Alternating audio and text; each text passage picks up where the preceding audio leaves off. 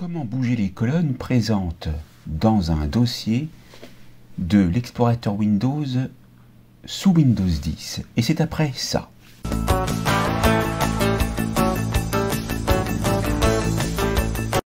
Donc ici, vous avez l'explorateur de fichiers. Pour l'ouvrir, c'est très simple. Il se situe ici, en bas, dans la barre des tâches, explorateur de fichiers. Vous effectuez un clic gauche dessus. Vous êtes dirigé par défaut sur l'accès rapide, sur lequel vous ne pouvez pas du tout agir, car vous ne voyez pas de colonne. Il vous faut donc choisir un dossier dans lequel vous aurez des fichiers. Votre dossier personnel ou l'un de vos autres dossiers personnels, etc. Donc, je vais prendre, par exemple, Documents.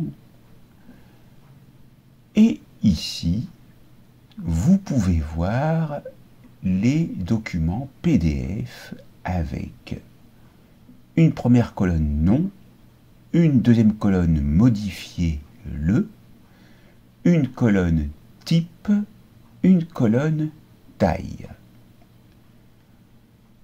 Par exemple, vous voyez ici qu'il y a deux noms de fichiers que je ne vois pas dans leur totalité. Alors, comment faire pour pouvoir bouger les colonnes afin de tout voir?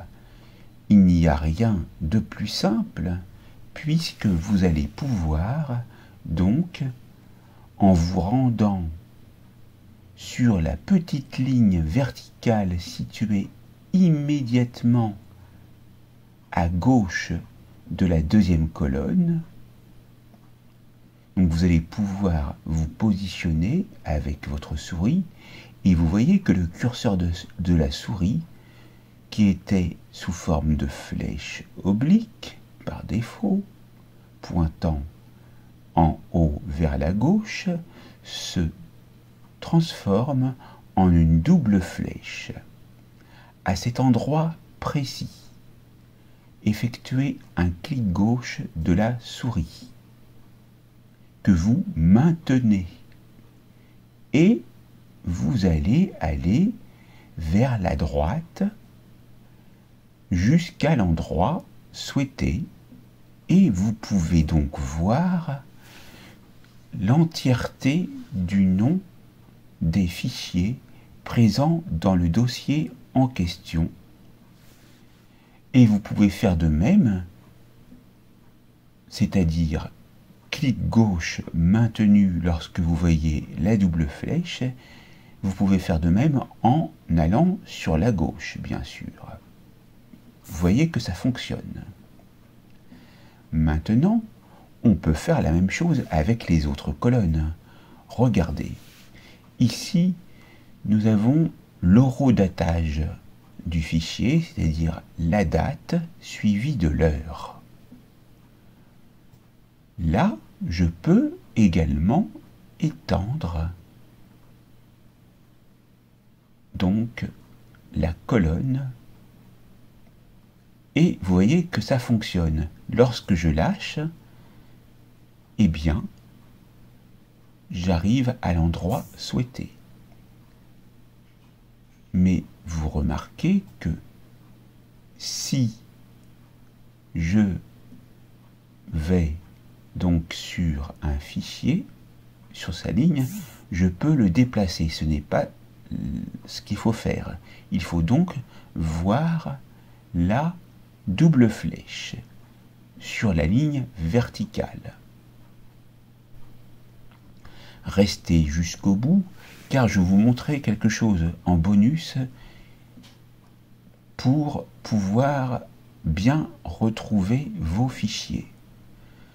Dans Type également, vous pouvez étendre la sélection et vous voyez l'entièreté du type de document.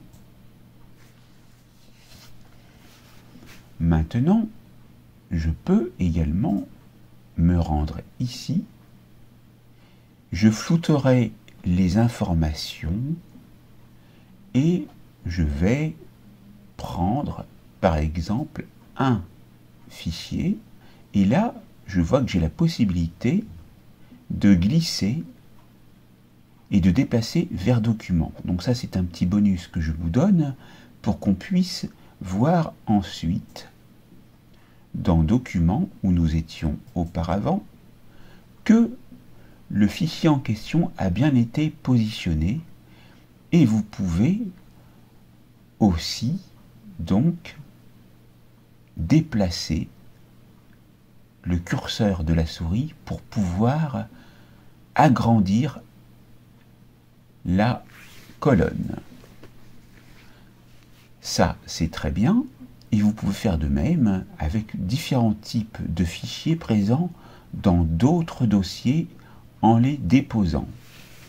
Voilà pour un premier bonus. Et puis, ce qu'on va faire maintenant, c'est qu'on remarque ici que tous les fichiers ici sont présents,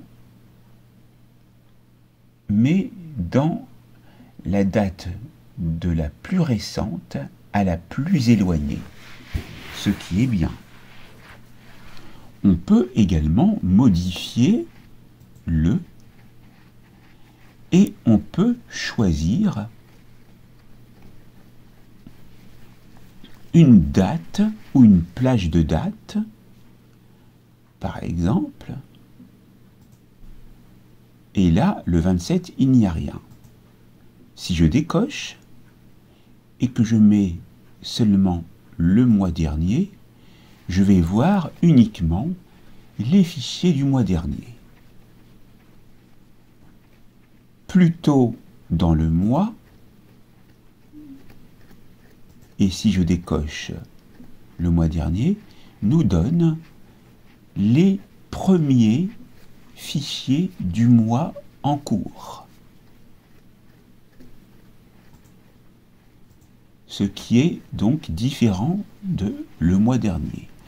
Semaine dernière vous permet de voir les fichiers modifiés la semaine dernière, et hier, vous pouvez voir hier. Voilà. Ça, c'était un petit bonus en plus. Et donc, on va cliquer en dehors et on va décocher le tout pour revoir l'entièreté de tous les dossiers, de tous les fichiers présents dans ce dossier. Et vous pouvez voir ici que dans téléchargement document, yesterday, qui signifie hier en anglais, a été choisi, puisque c'était la dernière requête que j'avais demandée. Donc c'est pas gênant. Et on peut aussi agir sur le type de document. Alors, vous voulez uniquement les documents texte? Voici comment on fait. Clic gauche sur la case à cocher. Et pour pouvoir dérouler cette liste, comme je ne vous l'ai pas montré, il faut effectuer un clic gauche. Et vous voyez ici, donc, la possibilité de choisir la case à cocher correspondant au type de fichier que vous voulez trier ou filtrer. Donc ici, je ne vais mettre aucun filtre puisque je veux afficher la totalité des fichiers. Vous pouvez faire de même avec la taille. On va trier par très petite. Donc on va avoir les très petites de 0 à 16 kilooctets. On peut trier par petite et on peut trier par moyenne. Et donc, pour la taille, vous avez vu comment faire. Et sinon, si vous voulez donc d'autres informations, comme la date de création, vous pouvez cocher date de création et vous aurez la date de création. Et vous pouvez voir aussi auteur. Auteur, il n'y en a pas, mais si il y avait eu un nom d'auteur sur les fichiers, ils apparaîtraient. Pour ce faire, pour faire apparaître les autres champs dans les colonnes, c'est simple, vous allez effectuer un clic droit sur un des noms des colonnes et vous voyez apparaître cette boîte, cette fenêtre contextuelle, et vous pouvez choisir aussi, par exemple, catégorie, mots-clés, titre. Et en allant dans Autres, vous pouvez choisir encore plein d'autres choses. Vous voyez, c'est énorme. Je vous laisserai le choix de regarder tout cela, car c'est vraiment intéressant. On peut voir adresse, et dans ce cas-là, si on clique sur OK, adresse apparaît. Et il est bien apparu dans la fenêtre contextuelle. Je peux également décocher adresse pour qu'il disparaisse. Et ainsi de suite pour chacun des nouveaux champs que j'ai indiqués en en-tête de colonne. Et vous regardez et vous voyez qu'ici, ils disparaissent lorsque je décoche la case correspondante. Retournons voir dans Autres les autres possibilités. Vous les voyez. Vous avez plein d'adresses, qu'ils soient des adresses web ou des adresses professionnelles. Vous avez même les albums, les ambiances, les années, anniversaires, etc. Autres départements, c'est très puissant, vous voyez. Et puis vous pouvez agir sur la taille de la colonne sélectionnée en pixels. Donc par exemple, vous pouvez monter, descendre aussi. Et donc, pour voir que cela fonctionne, la taille, on va marquer une autre valeur et on remettra la valeur d'origine. 850. OK. Vous avez vu, ça a été rapide. Donc maintenant, je reviens en arrière, j'appuie sur Autre et je remets 879. OK. Voilà pour cette formation complète sur l'ajustement des colonnes qui sont présentes dans un dossier via l'explorateur de fichiers sous Windows 10.